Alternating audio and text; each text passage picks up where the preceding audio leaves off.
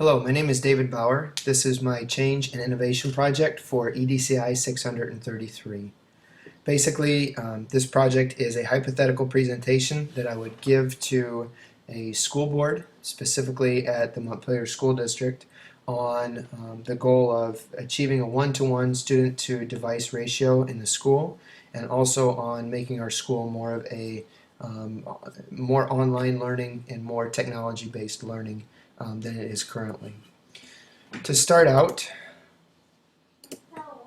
just kind of a brief overview of the presentation of what people can expect, what the program is and why we should change to it, who will be affected, how this is going to help our students, how we, the technology department, will prepare our teachers, and also what we expect as the end result when the program has been fully implemented, the changes that we're hoping to see. The way this relates to the technology division that I wrote, the quotation here is directly from the technology vision.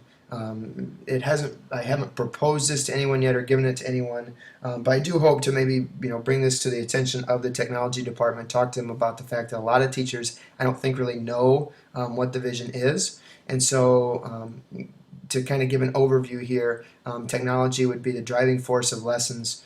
Students, whether it is with their own device or through the district, would be at a one-to-one ratio with technology to student, and also working with teachers to empower them to deliver more lessons online. So the basic idea, to start with grades 9 to 12, move our form of education to a form of education through technology, not just with technology, or not just technology being the education, but moving our lessons to be more through technology, and then also achieve a one-to-one student-to-device ratio in our high school. I do go in a little bit later as to why I think high school is the best place to start, but we'll leave that for later on. So step one with my investigation, why I think this is important. First of all, there are changes in educational standards with the new Common Core standards. Understanding technology with 21st century skills and knowing how to collaborate online is just important. It's becoming something that kids must have. So I think that the two ideas really start to meet those challenges and those changes. There's also, as we've seen and as research is showing, there are changes in our students. They're not the same kids that they were 15 or even 5 or 10 years ago. And so we need to be adapting the way that we are teaching those students because they are different. There really are also changes in the 21st century job market. It's not enough anymore to just be able to read and write and do simple addition and subtraction. Kids really need to have basic technological skills, even for any job that they're doing. I mean, even if you want to be a cashier at a McDonald's or at a restaurant or at Walmart, you need to have basic computer skills and able to operate the different machines that they have. So a couple of reasons why I took a couple of quotes here from some of the different readings that we had to show that despite the fact that this is something that I believe, there are other people that believe this as well. Obviously Karen Katar, the Director of Educational Technology at a federal level, and then from one of the digital media and school transformation readings that we did, a couple of quotes there that as you read through them, you can see that people at all different levels and a lot of people are seeing education to start to move in this direction of being more through technology. And so it's not like this is just a single district that is thinking of implementing this. I'm not on my own out on a limb here, but there are lots of people at many different levels of academia that are seeing these changes start to happen. So what I wanted to do here was to give you kind of a almost a kind of a breakdown, ways that we kind of educate now and ways that hopefully after this plan is implemented we'll educate in the future. If we look at our education right now in the Montpelier School District, it's a very similar experience for all of the students regardless of their background, regardless of their interests, and regardless of their academic level, unfortunately.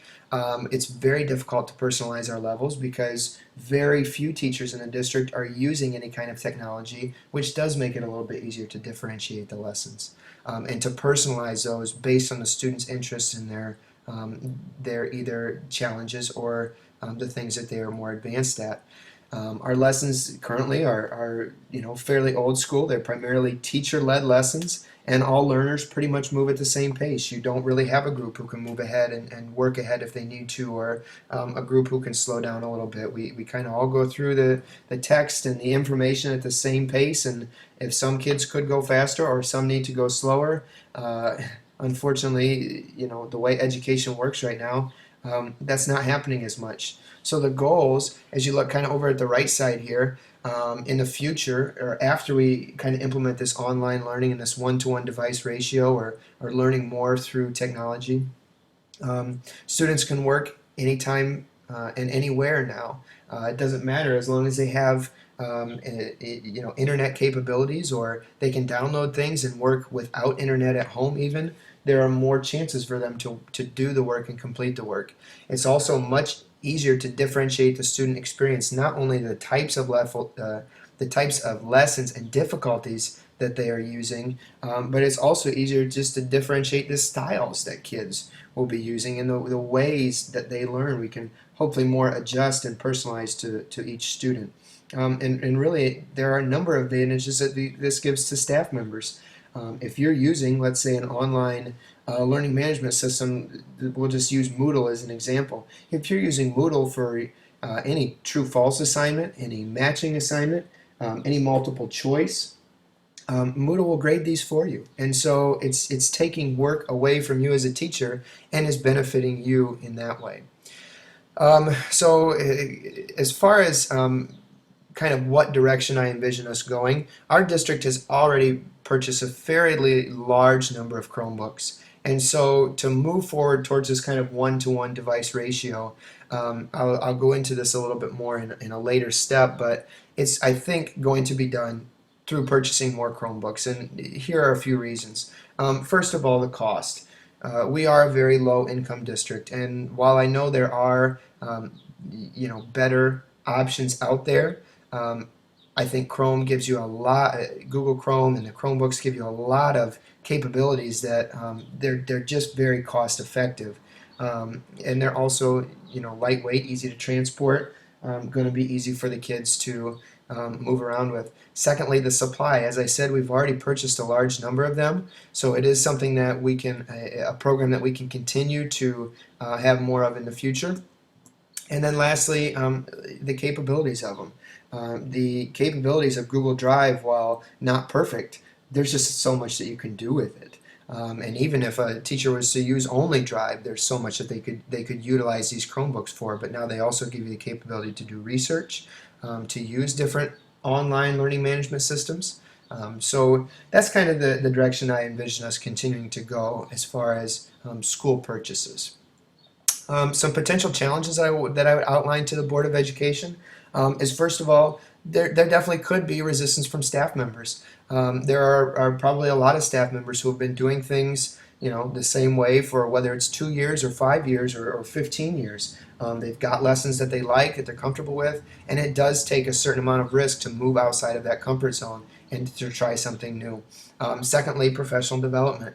We are going to have staff members who are kind of all over the spectrum on how much they understand about technology, how literate they are with technology, and so for them to dive right in and start teaching more through a technology-based education system is not going to be an overnight change. I do have plans for kind of how to meet these challenges, but there are challenges that need to be addressed, which is why they'll be included later in the presentation.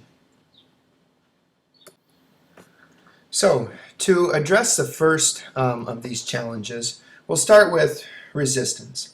The goal is to remove that resistance to change to an acceptance of change. And I kind of laid out a step process that I would hope to use in implementing this, at least within the grades 9 to 12. First of all, start with the vision. Make all staff very aware of what the vision is, how that relates to them, the changes that are going to be coming to them, and let them know well in advance that this is my plan with the technology department. Secondly is to facilitate discussion and involve the staff. Not just talk at them, but talk with them. Use them in talking about ways that we can more effectively educate our students, especially with the use of technology. Third is to actually scaffold the uses of new technology. Not just saying, here's a Chromebook, go use it, but teaching them different ways that they can use it and showing them concrete ways that they can use the Chromebooks within their class and use student devices that are coming into the class rather than just almost in a way wasting those devices.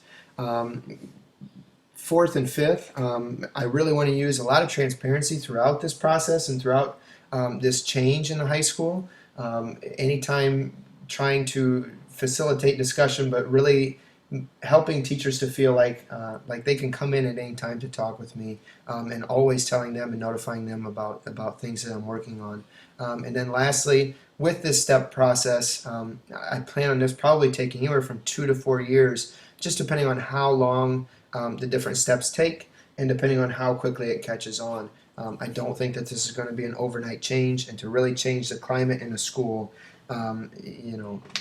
the different readings that we did say they could be anywhere from 2 to 5 years. I'm hoping for 2 to 4 since we're starting with just the high school. The second challenge is obviously professional development for our district. To handle professional development, I want it to be an ongoing thing. I want it to be staff working alongside the administration, the technology department, not just feeling like they are left alone on an island. I definitely want to level the professional development for staff so that people who have more experience, people who have already been maybe kind of doing like a half-flipped classroom, or teachers who have already done things with LMS systems, that they are kind of getting different professional development than people who are starting from scratch.